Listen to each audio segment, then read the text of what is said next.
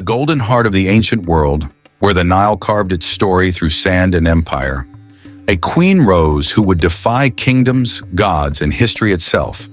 Her name was Cleopatra, the last pharaoh of Egypt, a woman whose power came not from beauty, but from brilliance. She was born into chaos, a dynasty that spoke Greek, ruled Egyptians, and trusted no one. Murder ran in the bloodline. Her own siblings were not rivals in politics, but threats to survival. In the marble corridors of the Ptolemaic palace, alliances were made with poison and whispers. And yet in that darkness, a single young woman learned the greatest art of all: persuasion. Cleopatra was not the fairest of queens. Her weapon was not the curve of her face, but the sharpness of her mind. Ancient writers tell us, the attraction of her person, joining with the charm of her conversation, was something bewitching. Her voice, they said, could move empires. She spoke 9 tongues, including the language of the Egyptian people, the first ruler of her line to do so. She knew how to make men listen and how to make nations obey. When her father Ptolemy XII died, Egypt's throne passed to his children. Cleopatra, barely 18, and her brother, barely a boy. Tradition demanded they rule together and marry, but the young queen refused to be ruled by anyone, least of all a child guided by scheming advisors. Her independence sparked rebellion. Soon she was driven out of Alexandria, exiled by her own court. Most rulers would have accepted defeat. Cleopatra gathered an army. Then fate intervened. Rome came to Egypt, and with it, Julius Caesar, the most powerful man on earth. Caesar arrived to settle a civil war between Cleopatra and her brother. But the queen saw opportunity where others saw ruin. One night she devised one of the boldest entrances in history: a rug, a palace, and a gamble that would change the world. Under cover of night, Cleopatra was smuggled into Caesar's chambers, rolled inside a carpet, disguised as tribute. When it unfurled before him, out stepped the Queen of Egypt, young, fearless, dazzling with intellect. Caesar was captivated. Their meeting was not just passion, it was politics. Within weeks, Cleopatra was restored to her throne. With Caesar's backing, she reigned again, but this time as more than a monarch.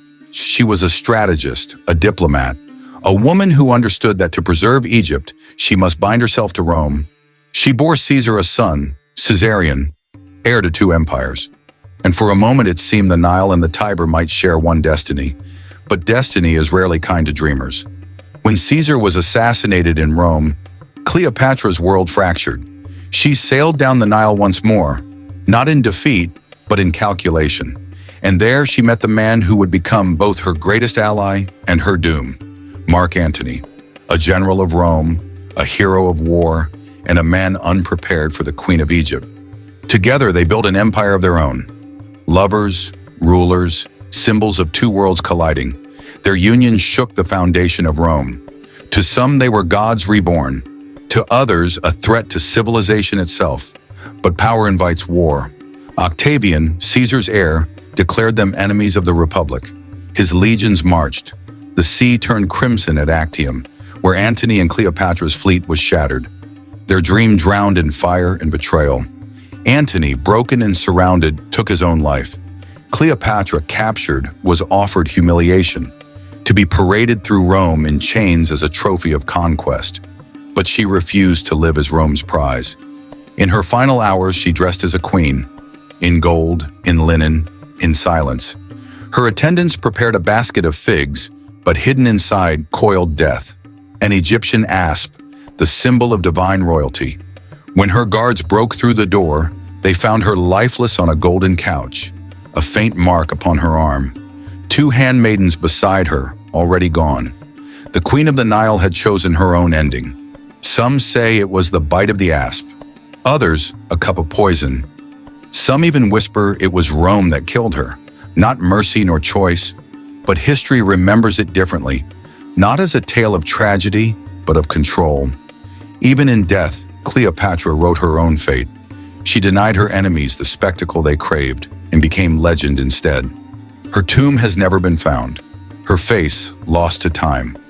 But her story endures, not as a seductress, nor as a symbol of beauty, but as the last pharaoh of a dying world.